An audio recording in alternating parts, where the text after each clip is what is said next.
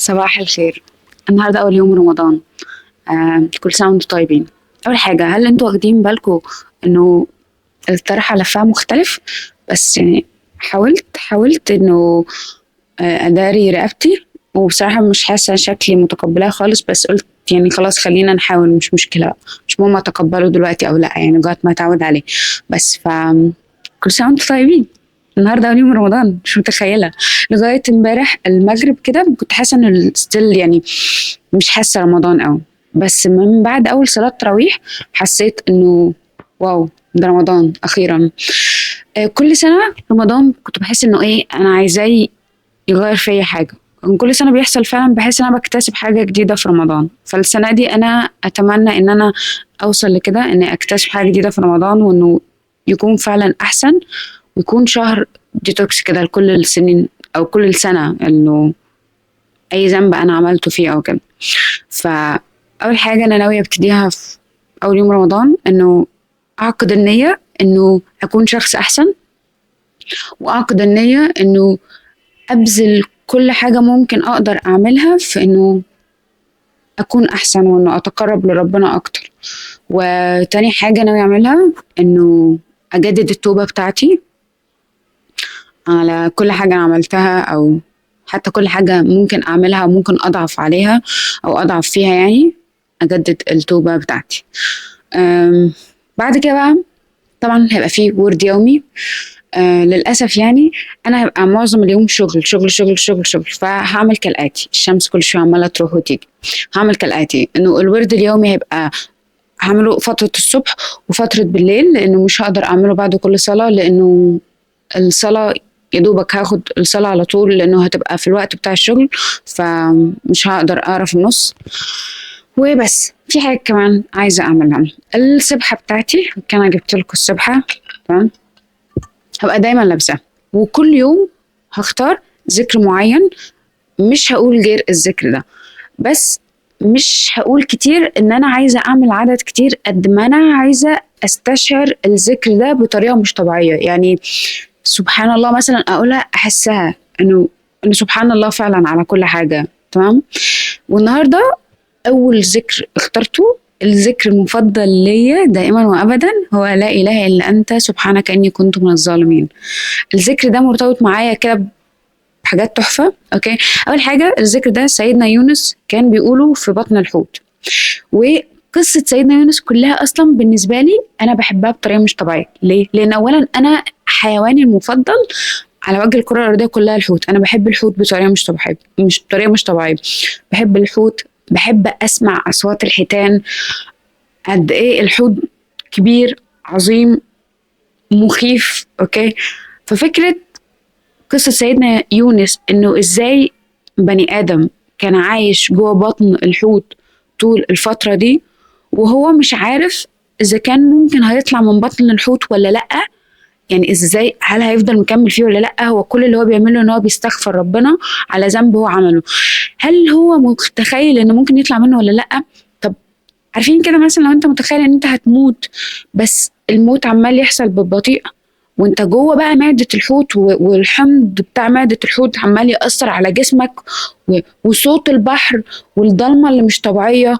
يعني يا جماعة لما تيجوا تفكروا فيها كده، ضلمة، انت جوه بطن حوت، الصوت بتاع البحر، الاكل اللي الحوت عمال ياكله انت جوه بطن حوت. يعني الموضوع اصلا العقل البشري ممكن ما يستوعبوش، ومع ذلك انت عمال تسبح ربنا وعمال تستغفر ربنا، ولا اله الا انت سبحانك اني كنت من الظالمين.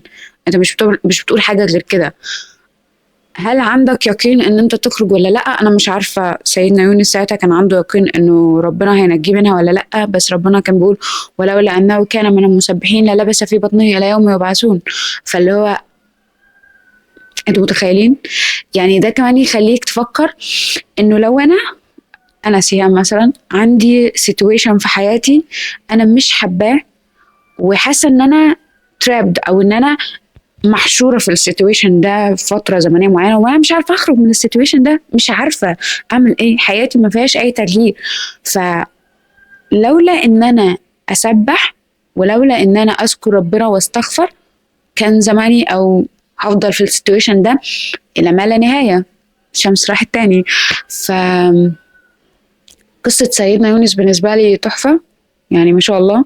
والذكر بتاع لا إله إلا أنت سبحانك إني كنت من الظالمين بيقول يعني نفس فكرة اللي أنا كنت بقول لكم عليه في الفيديو اللي فات، إنه أنت بتشيل مسؤولية أو بتتحمل مسؤولية إن أنت المسؤول عن الخطأ ده، إن أنت اللي ظلمت نفسك، إنه محدش ظلمك، إنه ده ذنب أنت عملته أو ارتكبته. بحب قصة سيدنا يونس أوي. بس أنا قصتي المفضلة في قصص الأنبياء قصة سيدنا يوسف.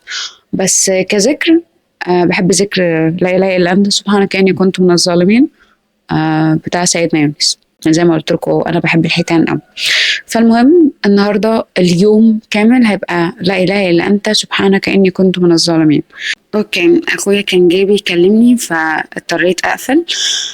الحاجة اللي بعد كده اللي ناوي اعملها ان شاء الله رمضان ده، انه دايما انا كان بيبقى عندي ورد ان انا اقرا القرآن. انا عايزة المرة دي اتدبر اكتر القرآن. يعني آيات، مش أكيد مش هلحق في رمضان إن أنا أتدبر القرآن كله، بس في آيات معينة كده أنا محتاجة أتدبرها أكتر. أوكي، وأفهم أكتر عن القرآن وأفهم أكتر عن ربنا. أنا محتاجة أفهم أكتر، لعله إنه ما بعد رمضان إن أنا أكمل على نفس هذا الريتم. يعني السنة مثلا اللي فاتت كلها كنت بقعد أقرأ أو أسمع دروس دين وكده، بس ما كنتش متواصلة. بس في كل مرة كنت بسمع فيها دروس دين أو في كل مرة بعرف فيها أكتر عن ربنا كنت بقرب أكتر. فأنا عايزة الجول بتاعي رمضان ده إن أنا أعرف أكتر وأكتر. حاجة كمان عايزة أعملها، أنا في العادي دي بقى على طول بعملها. أنا أحيانا كده بجيب المصحف أوكي، وبعدين أفتح فجأة إنه المسج أو سوري الآية اللي أنا عيني هتيجي عليها هي دي هتبقى رسالة من ربنا ليا النهاردة. فأنا هعمل كده ل30 يوم، شوف رسالة ربنا ليا كل يوم هتبقى عاملة ازاي. بحس انه تبقى حلوة كده، انه ربنا مثلا بيطبطب عليك او انه ربنا بيبقى حاسس بحاجة انت فيها. ساعات بقرا ايات انا مش ببقى فاهمة يعني هل هي دي رسالة ولا لأ، بس في معظم الوقت هاخد الآيات كرسالة ليا من ربنا، انه ربنا عايز يوصل لي حاجة معينة أو بيديني إشارة معينة في أي حاجة معينة في حياتي. بس المفروض إن أنا عندي شغل الساعة 12 والساعة دلوقتي 10 وشوية، 10 و11 دقيقة. فهقعد بقى أقرأ قرآن وهسمع درس دين، آية همسكها أتدبر فيها وهكذا.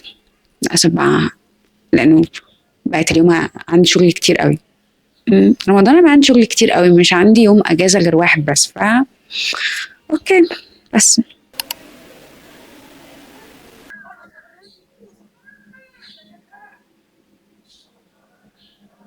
قال الله سبحانه وتعالى في الحديث القدسي: قسمت الصلاة بيني وبين عبدي.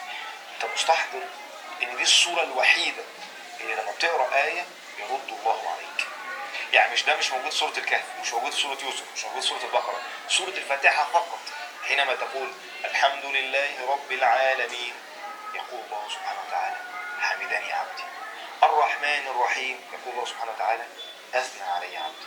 مالك يوم الدين يقول الله سبحانه وتعالى فوض لي عبدي. وفي رواية مجدني عبدي. إياك نعبد وإياك نستعين يقول الله سبحانه وتعالى هذا بيني وبين عبدي. هنا في سر، إياك نعبد وإياك نستعين، هنا في سر. هذا بيني وبين عبدي ولعبدي مساء. اللي هيطلبه بعد المقدمة دي لعبدي مساء، فيطلب فورا، خلاص هو وصل. اهدنا الصراط المستقيم.